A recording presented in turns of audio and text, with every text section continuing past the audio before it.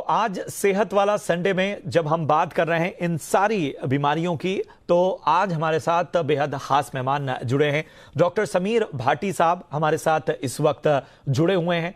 आप public health expert हैं। Monsoon में अमूमन किस तरह की शिकायतें ज्यादा होती हैं और किस तरह से हमें इनसे बचना होगा? बिल्कुल, बिल्कुल। देखिए, जैसा अभी आपने बताया कि पैंडेमिक के दौरान और कोविड के दौरान हमने जब देखा है पिछले 2 सालों में, अब ये हमारा तीसरा साल चल रहा है।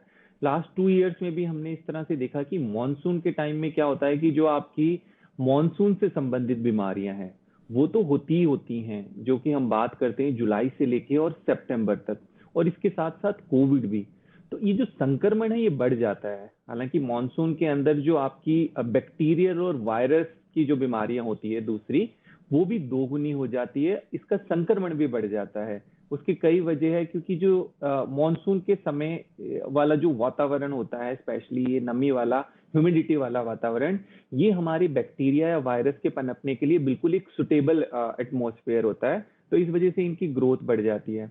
और अगर हम वैसे भी देखें तो लोग इंडोर बारिश के समय में थोड़ा ज्यादा रहते हैं, इस वजह से जो वो संक्रमण है वो भी अधिक फैल जाता है। इसके अलावा एक और चैलेंज है कि इसमें जो लक्षण हैं, जो आपकी मॉनसून संबंधित जिस तरह की बीमारियां हैं, उनके लक्षण भी ऑलमोस्ट सेम होते हैं, तो थोड़ा उसको डिफरेंशिएट करना भी मुश्किल हो जाता है। और जैसा भी आपने बताया कि कोविड, जो कि पिछले 3 साल से एक और नया एडिशन हो गया है, हालांकि संक्रमण अभी उस तरह से ज्यादा नहीं है, पर फिर भी जो है, अगर हम पेंडेमिक के दौर से गुजर रहे हैं, महामारी के दौर से गुजर रहे हैं, और उसके लक्षण भी जो ऑलरेडी हमारी मॉनसून संबंधित बीमारियां वो भी उसी तरह के हैं, तो हमें पहले उसको भी चेक करना पड़ता है कि कहीं कोविड तो नहीं है। तो फिलहाल अगर मैं बात करूं तो इसमें सभी तरह की कॉमन डिजीज होती है, जिसमें वायरल संबंधित बीमारियां भी, बैक्टीरियल संबंधित बीमारियां भी, वायरल संबंधित हम सारा अगर देखें तो इसमें मोटे मोटे तौर पर आपकी जो मानसून जब शुरू होता है और जब मानसून खत्म हो जाता है, उसके बाद अलग अलग हम इसको डिवाइड कर सकते हैं। आप सबसे ज्यादा अगर हम कॉमन इसके अंदर देखें तो हमारा डेंगू, चिकनगुनिया, मलेरिया। इसके अलावा अगर हम बात करें तो हमारी टाइफाइड, जॉइंटिस और पेट से संबंधित बीमारियां, डायरिया, हेपेटाइटिस, ये भी काफी ज्यादा बढ़ जाता है। और जो नॉर्मल हम बात करते हैं, नॉर्मल वायरल डिजीज होती है, जो इन्फ्लुएंजा वगैरह, गला खराब हो गया, सिंपल खांसी जुकाम, ये सब तो होता ही होता है। तो मिक्स चीजें होती है इसमें। हम ये नहीं कहते कि कोई एक तरह की बीमारी आ रही है, एक मिश्रण होता है बीमारियों का। डॉक्टर समीर, एक चीज और समझना चाहेंगे कि जब बात होती है मॉनसून की बीमारियों की, तो हम ये देख रहे हैं कि बहुत सी ऐसी समस्याएं हैं जिनमें लोग एसिम्प्टोमेटिक होते हैं, या कई बार ऐसा होता है कि वो अपनी बीमारियों के लक्षण पहचान नहीं पाते हैं। लेकिन किन चीजों को, क्या बुखार को बहुत ज्यादा गंभीरता से लेना है, या सोर थ्रोट है? आज आज आज जाहिर सी बात है, कोरोना की वजह से बड़ा अलर्ट हम जरूर हो गए, लेकिन किन चीजों को बहुत ज्यादा गंभीरता से लेने की आवश्यकता है? देखिए, इसमें हमें ये समझना जरूरी है कि किस चीजों को, सबसे पहले तो हम अगर इसमें कैटेगराइज करें तो हमें क्योंकि कोविड के दौरान जैसा कि अवेयरनेस काफी ज्यादा हो गई है और लोग बहुत सारी चीजों को, बीमारियों को लेके काफी जागरूक हुए हैं, तो इसमें हमें ये समझने वाली बात है कि हमेशा किसी भी तरह की सीजनल कोई भी बीमारी होती है तो सबसे पहले हमें हमारा जो हाई रिस्क ग्रुप है उसको इम्पोर्टेंट है, उसको प्रोटेक्ट करना। हाई रिस्क ग्रुप की भी जैसे हमेशा हम पेंडेमिक के दौरान से बात करते हुए आए हैं, जो हमारे इम्यूनो कॉम्प्रोमाइज्ड लोग हैं, जिनकी लो इम्यूनिटी है, जो एल्डरली लोग हैं, हमारे बच्चे हैं, उनका हमें विशेष ध्यान देने की जरूरत है। जैसा कि अभी मैंने बताया कि जो भी आपकी मॉनसून से संबंधित बीमारियां हैं, उसमें अधिकतर के अंदर एक कॉमन सिम्टम होता है जो कि आपका फीवर का है। तो फीवर है एक, आपको अगर बुखार है तो उस बुखार का जरूरी नहीं हो वो वायरल डिजीज, उसमें कई तरह की बीमारियां हो सकती है। तो खास तौर पे पहले हमारे इस ग्रुप को हमें प्रोटेक्ट करना जरूरी है, और उसमें किसी भी तरह का कोई भी बुखार हो, उनके लिए हमें थोड़ा अलर्ट रहने की जरूरत है। डॉक्टर समीर, हमने बारिश होने तक की बीमारियों की तो बात की, मगर जब बारिश रुक जाती है, वाटर कलेक्ट हो जाता है, साथ ही मौसम में भी उतार चढ़ाव आने लगते हैं, थोड़ा सर्द थोड़ा गर्म, तब हमें कौन सी बीमारियां चपेट में ले सकती हैं? बिल्कुल, बिल्कुल। देखिए, जैसा ज्यादातर हम देखते भी हैं कि मॉनसून के दौरान जो मौसम में वो काफी ज्यादा बदलाव होता है, और आप देखते भी होंगे ज्यादातर लोगों की इस तरह की शिकायतें होती है कि मौसम बदलते ही उनको बहुत सारी एलर्जिक प्रॉब्लम्स और ये सब शुरू हो जाती है। खास तौर पर अगर आप जैसा पूछ रहे हैं, अगर पूरे जो मॉनसून का एक पीरियड है हमारा जुलाई से लेके सितंबर, इस पे 3 तरह की कॉमन जो है कैटेगरी में हम इसको डिवाइड करते हैं। एक तो आपका जो मॉस्किटो बॉर्न डिजीज हो गई, मतलब जो मच्छर के आपके काटने से जो बीमारियां हो गई, जिसमें 3 कॉमन बीमारियां सबसे ज्यादा हम देखते हैं, जिसके अंदर की मलेरिया, डेंगू और चिकनगुनिया।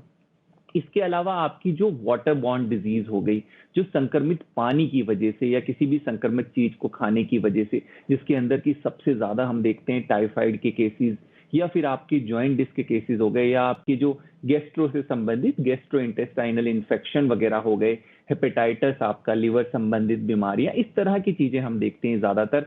और इसके अलावा जो एयरबॉर्न होती है, एयरबॉर्न में तो जैसा हम हमेशा बात करते ही हैं कि जो हमारे इन्फ्लुएंजा वाली बीमारियां होती हैं, हमारे जो फ्लू होते हैं, जिसमें आपका कि गला, सोर थ्रोट हो गया, आपको वही जुकाम, खांसी, इस तरह के सिम्टम हो गए, तो ये सब एयरबॉर्न के अंदर, तो ये तीनों बीमारियों का मिक्सचर इसमें जो है मिक्सचर होता है, और यही सब अधिक देखी जाती है। हाँ, खास तौर पर जैसा अभी आपने सवाल पूछा कि मॉनसून एंड होने के बाद, खत्म होने के बाद जब पानी कलेक्ट होता है, उस समय सबसे ज्यादा हमें डेंगू के केसेस एकदम अचानक से बढ़ जाते हैं।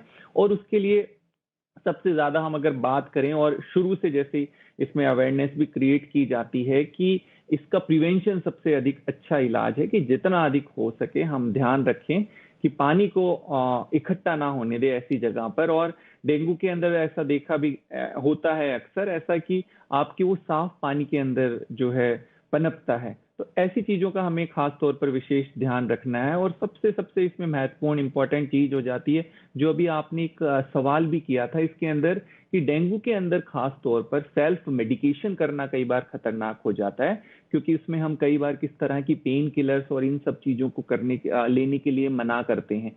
तो ओवर द काउंटर आप मेडिसिन ना लें। और स्पेशली हाई रिस्क जो आपका ग्रुप है, उसके अंदर तो किसी भी तरह की, जो मैंने कैटेगरी बताई है, कोई भी तरह की उनको छोटे से भी लक्षण हो, तो उसके लिए आपको उनके डॉक्टर से जरूर संपर्क करना है।